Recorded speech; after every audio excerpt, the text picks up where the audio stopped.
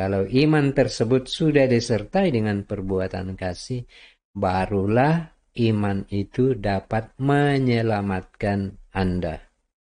Iman saja tanpa perbuatan baik, iman tidak dapat menyelamatkan Anda.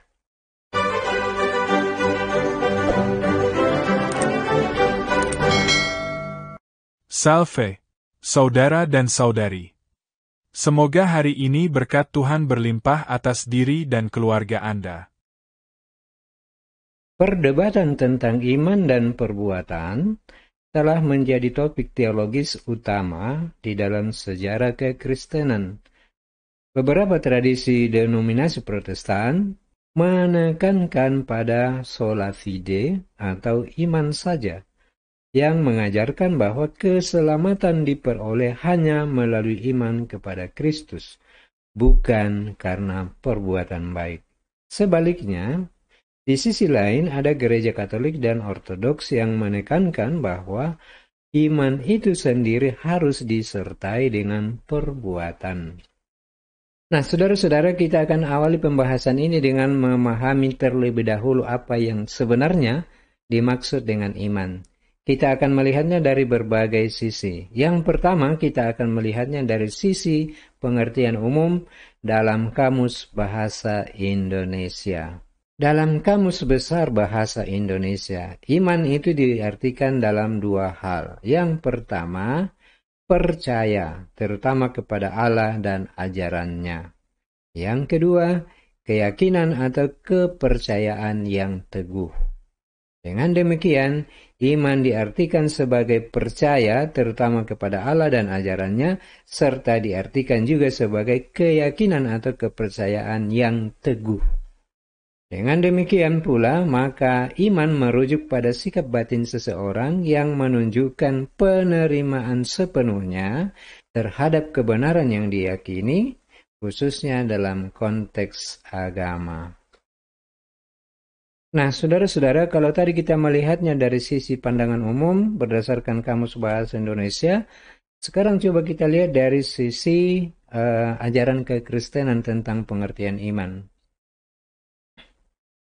Di dalam surat kepada jemaat di Ibrani, pasal 11 ayat 1, iman adalah bukti dari segala sesuatu, dasar dari segala sesuatu yang kita harapkan, yang tidak kita lihat. Jadi iman itu sendiri tidak kelihatan, tetapi diyakini kebenarannya. Nah, saudara-saudara, itulah tadi pengertian iman dilihat dari sisi ajaran Kristen. Dalam hal ini, Kristen manapun juga, Katolik, Ortodoks, maupun aliran-aliran denominasi Protestan. Nah, saudara-saudara, kalau tadi kita sudah membahas pengertian iman dalam pengertian umum dan dalam pengertian ajaran Kristen, di sini juga kita mengenal istilah iman sejati dan iman palsu. Iman palsu adalah kepercayaan yang tidak tulus, yang tidak disertai dengan perbuatan nyata, yang mencerminkan ajaran Tuhan. Iman ini mungkin tampak benar di permukaan, seperti melalui pengakuan yang lisan atau aktivitas keagamaan, tetapi sebenarnya atau sesungguhnya tidak berakar dalam hati, tidak menghasilkan perubahan di dalam hidup. Sebagaimana yang terdapat di dalam surat Yakobus pasal 2 ayat 17. Demikian juga halnya dengan iman. Jika iman itu tidak disertai dengan perbuatan, maka iman itu pada hakikatnya adalah mati. Itulah iman yang palsu. Nah, kita juga mengenal istilah iman sejati. Iman sejati adalah kepercayaan yang tulus dan murni kepada Tuhan, menghasilkan buah dalam kehidupan sehari-hari. Iman sejati tidak hanya berhenti pada keyakinan dalam hati, tetapi juga diwujudkan melalui tindakan kasih, sebagaimana yang diajarkan oleh Yesus sendiri. Ketaatan kepada firman Tuhan dan ketekunan dalam menghadapi ujian hidup. Surat Rasul Paulus kepada jemaat di Galatia 2 ayat 20. Namun aku hidup, tetapi bukan lagi aku sendiri yang hidup, melainkan Kristus yang hidup di dalam aku. Dan hidupku yang kuhidupi sekarang di dalam daging adalah hidup oleh iman dalam Anak Allah yang telah mengasihi aku dan menyerahkan dirinya untuk aku. Nah, sekarang mari kita lihat pengertian perbuatan. Perbuatan merujuk pada tindakan nyata yang mencerminkan kasih dan ketaatan kepada Allah. Saya ulang, tindakan nyata yang mencerminkan kasih dan ketaatan kepada Allah. Sebagaimana yang terdapat di dalam surat Yakobus pasal 2 ayat 26. Sebab seperti tubuh tanpa roh adalah mati, demikian jugalah iman tanpa perbuatan adalah mati. Perbuatan mencakup amal kasih, pelayanan kepada sesama, ketaatan terhadap ajaran Kristus, serta menjalankan sakramen dan ajaran gereja sebagai respon terhadap rahmat Tuhan. Nah, saudara-saudara, kalau kita kembalikan ke judul tadi, iman saja tidak menyelamatkan atau tidak ada keselamatan. Hanya iman, tidak ada keselamatan. Maka di sini kita akan bahas dua kelompok tadi yang mengatakan bahwa iman saja dapat menyelamatkan, dan kelompok yang kedua adalah iman dan perbuatan barulah ada keselamatan. Kita akan membahas ayat-ayat yang dikutip oleh kedua kelompok ini. Yang pertama adalah ayat yang dijadikan dasar iman saja. Iman saja sudah diselamatkan. Nah, Anda lihat di sini dari surat Rasul Paulus kepada jemaat di Roma pasal 3 ayat 28. Kepada jemaat di Efesus pasal 2 ayat 8 sampai 9, dan kepada jemaat di Galatia 2 ayat 16, kemudian Filipi 3 ayat 9. Dan sebenarnya masih ada lagi ayat-ayat yang lain yang mendukung tentang iman saja dapat diselamatkan. Tetapi saya hanya akan mengambil beberapa ayat yang mewakili yang menurut saya yang paling mendekati terhadap topik yang sedang kita bahas. Sebagai contoh konkretnya di dalam Efesus pasal 2 ayat 9. Sebab karena kasih karunia kamu diselamatkan oleh iman, bukan oleh hasil usahamu, tetapi pemberian Allah. Itu bukan hasil pekerjaanmu. Jangan ada orang yang memegahkan diri. Nah, di sini ada kata, kamu diselamatkan oleh iman. Tetapi walaupun di sini dikatakan, kamu diselamatkan oleh iman, tetapi di sini tidak ada dikatakan bahwa iman saja kamu sudah selamat. Nah, sekarang mari kita bandingkan dengan kelompok yang kedua, kelompok yang mendasarkan bahwa iman dan perbuatan yang menyelamatkan. Kalau Anda lihat di sini, terdapat di dalam surat Yakobus pasal 2 ayat 14 sampai 17, Yakobus 2 pasal 19 sampai 20, Yakobus 2 pasal 2 ayat 24, dan juga Injil Matius pasal 7 ayat 21. Saya ambilkan di sini salah satu ayat dari surat Yakobus, yaitu Yakobus 2 ayat 24 yang kelihatannya sangat kontras dengan surat Rasul Paulus kepada jemaat di Efesus tadi, pasal 2 ayat 8 dan 9. Nah, di sini, di surat Yakobus, jadi kamu lihat bahwa manusia dibenarkan karena perbuatan-perbuatannya, dan bukan hanya karena iman. Saya ulangi, manusia dibenarkan karena perbuatannya dan bukan hanya karena iman. Dalam arti yang lain di sini, surat Yakobus tidak mengesampingkan iman, tetapi iman itu sendiri tidak dapat membenarkan kita ketika kita tidak mempunyai perbuatan baik. Dan saya pikir ini sangat jelas maksudnya. Lalu jika demikian, mengapa terjadi perbedaan pendapat di antara dua kelompok yang saya maksudkan tadi? Mari kita lihat. Sesungguhnya kalau diperhatikan, pertentangan tadi adalah karena penafsiran saja oleh kedua kelompok tadi. Kelompok yang pertama dengan membaca Efesus 2 ayat 8 sampai 9, di mana dikatakan diselamatkan oleh iman, lalu berpandangan bahwa hanya oleh iman kepada Kristus kita sudah diselamatkan. Pada sisi yang lain, yang kelompok surat Yakobus 2 ayat 24 mengatakan manusia dibenarkan oleh karena perbuatan-perbuatannya, bukan hanya karena iman. Nah, saudara-saudara, kalau Anda cermati bagian yang saya berikan warna kuning itu, kelihatannya bahwa seolah-olah kedua ayat ini bertentangan, sehingga menimbulkan kedua kelompok tadi. Tetapi saudara-saudara, mari kita cermati lagi beberapa catatan yang saya berikan di sini. Coba Anda perhatikan kedua ayat itu, Efesus 2, 8 dan 9, Yakobus 2 ayat 24. Coba Anda perhatikan. Iman seperti apakah yang dimaksud dalam 2 Efesus dan surat Yakobus di atas? Iman seperti apakah yang dimaksud di dalam 2 Efesus dan di dalam surat Yakobus 2 ayat 24 ini? Karena tadi kita sudah mengenal 3 definisi iman. Iman dalam pengertian umum, iman palsu, dan iman sejati. Pertanyaannya, apakah di dalam 2 Efesus itu yang dimaksudkan adalah iman sejatikah? Kelihatannya tidak. Karena kalau iman sejati yang dimaksudkan di dalam Efesus 2 ayat 8 sampai 9, maka surat Yakobus 2 ayat 24 menjadi tidak diperlukan. Lagi pula saudara-saudara, seandainya di dalam surat kepada jemaat di Efesus 2 ini, ayat 8 dan 9. Seandainya yang dimaksudkan di situ adalah iman sejati, kalau kita terjemahkan dengan iman sejati, maka lagi-lagi kita melanggar sola scriptura, bahwa suatu pengajaran, suatu keyakinan hanya dapat dipercaya apabila ada tertulis di dalam Alkitab. Nah, nyatanya kan di sini yang tertulis bukan iman sejati, melainkan iman dalam pengertian umum.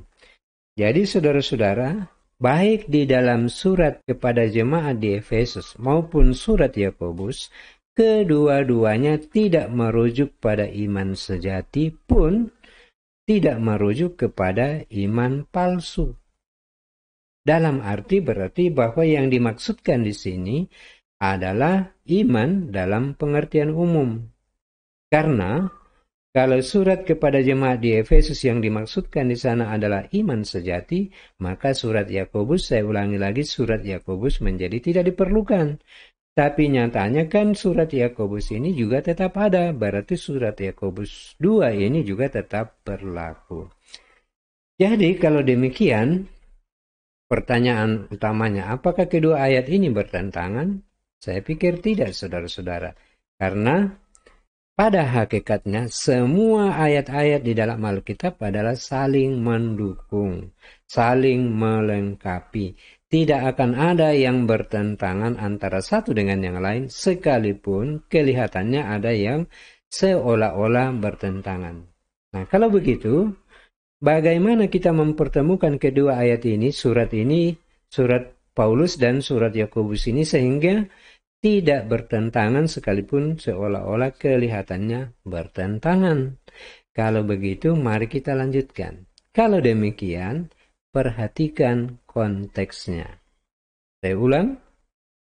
Kalau demikian, perhatikan konteksnya. Sebab, kalau Anda masuk di kelompok yang pertama dan hanya berpegang teguh pada surat kepada jemaat di Efesus, Anda juga salah pikir. Kalau Anda juga hanya berpegang pada surat Yakobus, Anda juga salah pikir. Maka karena keduanya kelihatan seolah-olah bertentangan, mari secara fair kita lihat apa konteks kedua ayat ini. Mari kita perhatikan saudara-saudara. Sekarang Anda memperhatikan dan saya juga memperhatikan di sini sebenarnya, kalau Anda perhatikan di sini, surat Rasul Paulus kepada jemaat di Efesus berada dalam perikop semuanya karena kasih karunia. Inilah yang dimaksud konteksnya. Dalam konteks apa Paulus itu berbicara tentang pentingnya iman dan bukan perbuatan. Sementara pada sisi yang lain, surat Rasul Yakobus itu berbicara dalam konteks jangan memandang muka dalam melakukan perbuatan.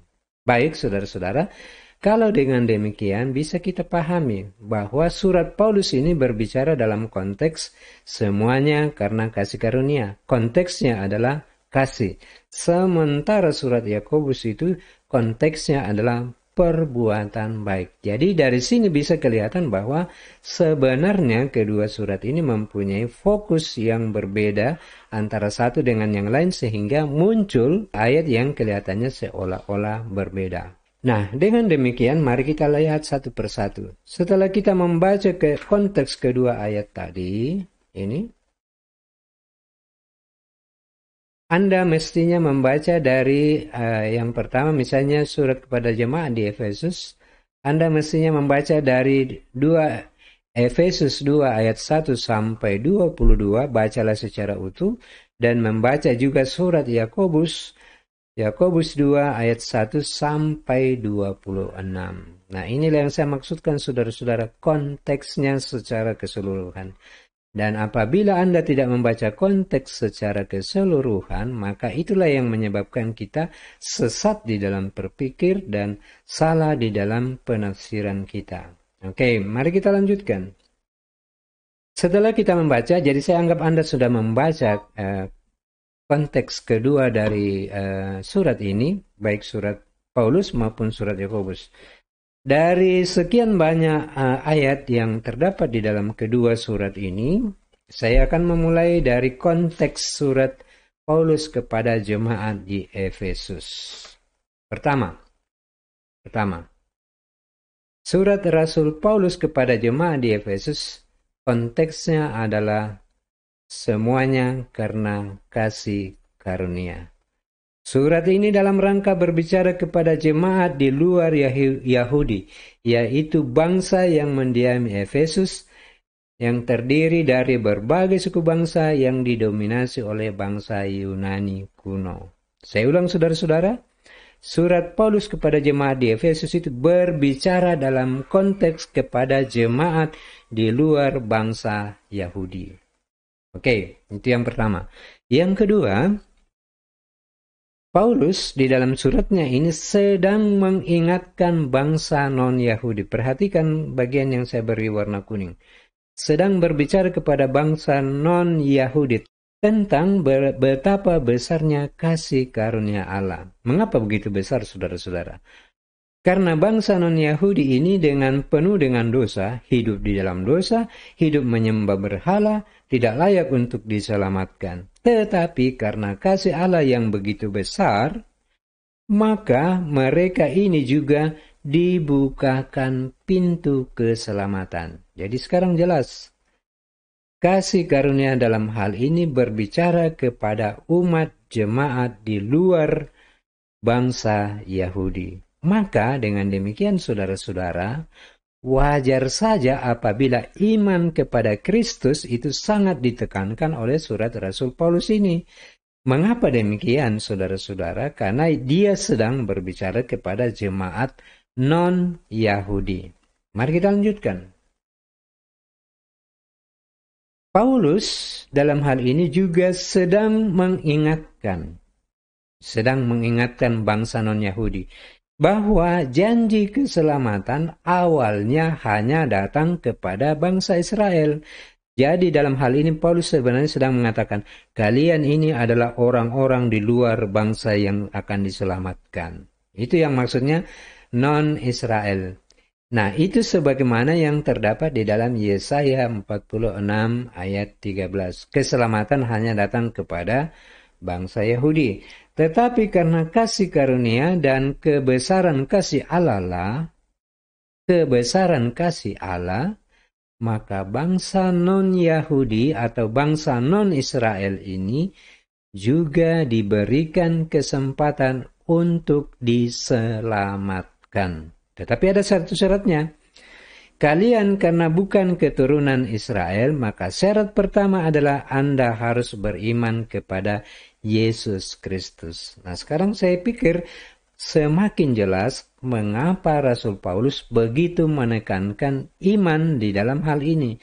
Konteksnya adalah berbicara kepada orang-orang secara darah, bukan orang Israel, bukan saudara dengan Yesus. Maka Syarat untuk diselamatkan ya harus beriman kepada Yesus. Itulah sebabnya Paulus menekankan iman di dalam hal ini. Poin yang keempat. Rasul Paulus sedang mengingatkan, hei kamu orang-orang di luar bangsa Israel, jangan sombong dengan perbuatan baikmu. Kalian tetap saja bangsa di luar keselamatan. Kalian adalah orang-orang jauh. Tapi ingatlah saudara-saudara non-Yahudi, karena kasih karunia Allah lah kalian dibukakan pintu untuk diselamatkan. Dan kalian akan digabungkan dengan orang-orang dekat, yaitu orang Israel, saudara-saudara. Tetapi saudara-saudara, walaupun kasih karunia Allah itu begitu besar kepada Anda, sudah dibukakan pintu keselamatan, ada satu syaratnya. Syaratnya adalah Anda harus beriman kepada Kristus. Nah, saya pikir saudara-saudara, konteks ini bisa dipahami mengapa Paulus begitu keras tentang iman, harus iman kepada Yesus. Karena dia sedang berbicara kepada orang-orang yang tidak mengenal Yesus, yang tidak beriman kepada Kristus, yang tidak termasuk di dalam bangsa yang diselamatkan, yaitu bangsa Israel. Itulah konteks dari surat Rasul Paulus kepada jemaat di Efesus. Sekarang mari kita lihat konteks surat Yakobus pasal 2 ayat 24. Mengapa seolah-olah bertentangan dengan Efesus? Perikop di dalam surat Yakobus ini adalah jangan memandang muka. Dalam artian, kalau Anda buka-buka kitab suci, Anda akan melihat perikopnya yang ada di atas itu adalah jangan memandang muka. Tetapi setelah dibaca ayat-ayatnya, maksudnya dari perikop itu adalah konteksnya, jangan memandang muka orang ketika Anda hendak berbuat baik. Dalam artian yang lain bahwa surat Rasul Yakobus ini menekankan pada pentingnya perbuatan baik dengan catatan tidak mengesampingkan iman kepada Kristus. Mari kita lanjutkan.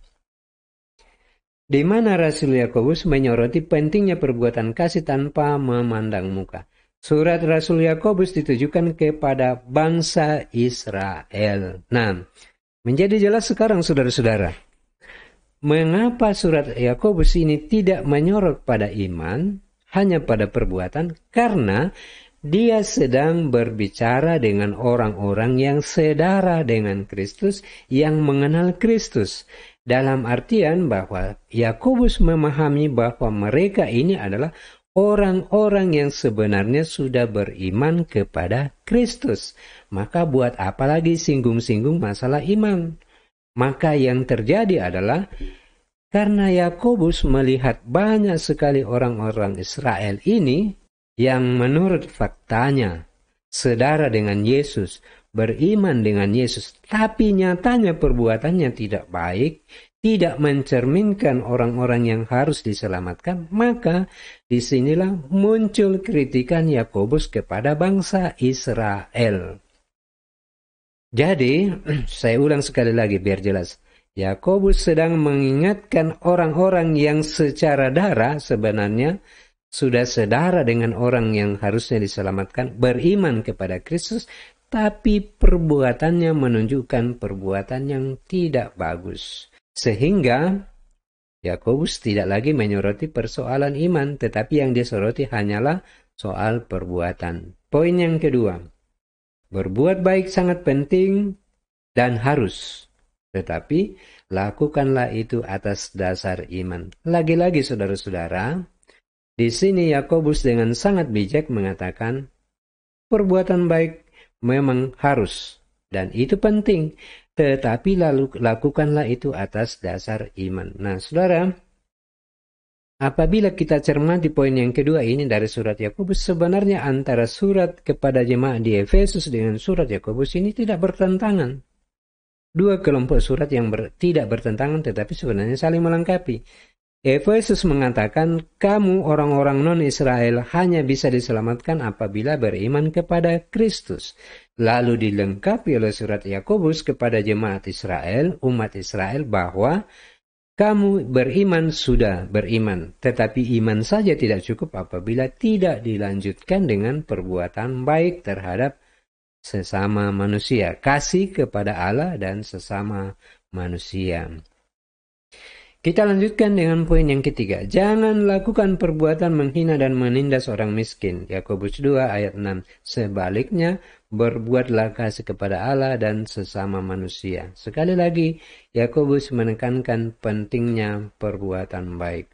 Nah, Yakobus sebenarnya sedang menegur bangsa Israel bahwa sekalipun kalian, bangsa Israel, yang secara sedara, yang diberikan janji keselamatan sebagaimana di dalam kitab Yesaya, beriman kepada Kristus kalian. Tetapi kalau perbuatan kalian tidak mencerminkan kasih kepada Allah, maka sia-sialah imanmu itu. Imanmu itu sesungguhnya adalah iman yang mati. Tidak ada gunanya, tidak menyelamatkan. Nah, itulah maksud dari surat Yakobus.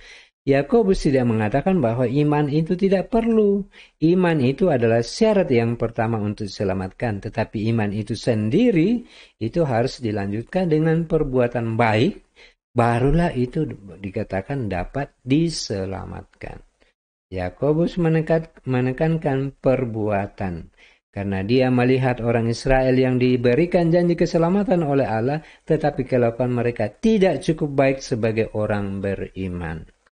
Yang terakhir, poin ke-6. Dengan demikian, saudara-saudara, maka tepatlah seperti tadi.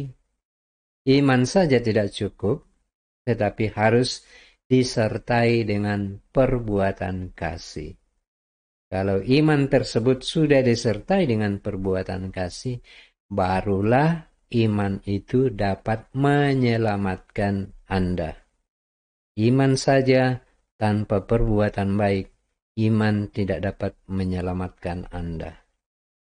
Nah, sekarang kita sampai pada kesimpulan akhir. Maka benarlah apa yang tertulis di dalam Katekismus Gereja Katolik di dalam simpulan-simpulannya. Surat Paulus dan Yakobus di atas yang kita sudah bahas tadi adalah tidak bertentangan, tetapi saling melengkapi. Tanpa surat Efesus, surat Yakobus tadi tidak dapat menyelamatkan Anda. Sebaliknya, tanpa surat Yakobus tadi, surat Efesus, surat Paulus kepada jemaat di Efesus tidak dapat menyelamatkan Anda. Dalam arti, iman tanpa perbuatan adalah mati dan iman tersebut tidak dapat menyelamatkan Anda. Keselamatan adalah kasih karunia Allah, dan iman adalah pintu gerbangnya. Keselamatan adalah kasih karunia Allah, semata-mata karena kasih karunia Allah. Lalu dibukalah pintu keselamatan tersebut. Tetapi ada syaratnya, Anda harus beriman kepada Yesus dan harus dilanjutkan dengan perbuatan-perbuatan baik. Seseorang dikatakan beriman sejati apabila di dalam perbuatannya menunjukkan perbuatan baik. Jika dia tidak menunjukkan perbuatan baik, maka iman tersebut sebenarnya tidak menyelamatkan. Jadi, iman harus diwujudkan dalam perbuatan kasih. Katekismus Gereja Katolik 1814. Selanjutnya, iman tanpa perbuatan adalah mati, tidak menyelamatkan. KGK 1815. Kemudian keselamatan adalah anugerah. Oke? Keselamatan semata-mata karena anugerah Allah. Tetapi membutuhkan kerjasama, membutuhkan respon dari manusia. Dan itulah sebabnya dikatakan, kerjakanlah keselamatanmu dengan takut dan gentar. Berarti keselamatan itu ada prosesnya. Tidak simsalabim, abrakadabra, Anda langsung selamat. Yang kedua, dengan demikian maka berarti sebenarnya keselamatan itu bisa terancam untuk hilang apabila kita tidak jaga. Begitu kasih karunia Allah turun kepada kita, maka pohon keselamatan itu diberikan kepada kita. Ini pohon keselamatan. Tetapi apa yang dikatakan Allah? Jagalah pohon keselamatanmu itu. Apakah pohon keselamatan itu bisa mati? Bisa, apabila dengan sadar seseorang murtad dan meninggalkan Kristus. Kasih adalah bukti utama dari iman yang hidup. Dan tanpa kasih seseorang tidak dapat diselamatkan. Kasih itu adalah perbuatan. Nah, saudara-saudara, saya pikir ini cukup jelas. Tidak ada pertentangan di dalam surat Yakobus dan surat Paulus. Yang ada adalah cara kita menafsirkannya sehingga muncullah kedua kelompok yang berbeda yang selalu saling bertengkar antara satu dengan yang lain. Nah, saudara-saudara, semoga penjelasan ini sedikit membawa pencerahan bagi Anda dan semoga iman Anda semakin dikuatkan. Saya tidak peduli apa iman Anda, tetapi dengan penjelasan ini, semoga itu semakin memberikan pencerahan kepada Anda. Sampai jumpa pada video selanjutnya. Salam sehat dan salam sukses untuk Anda. Tuhan Yesus memberkati. Amin.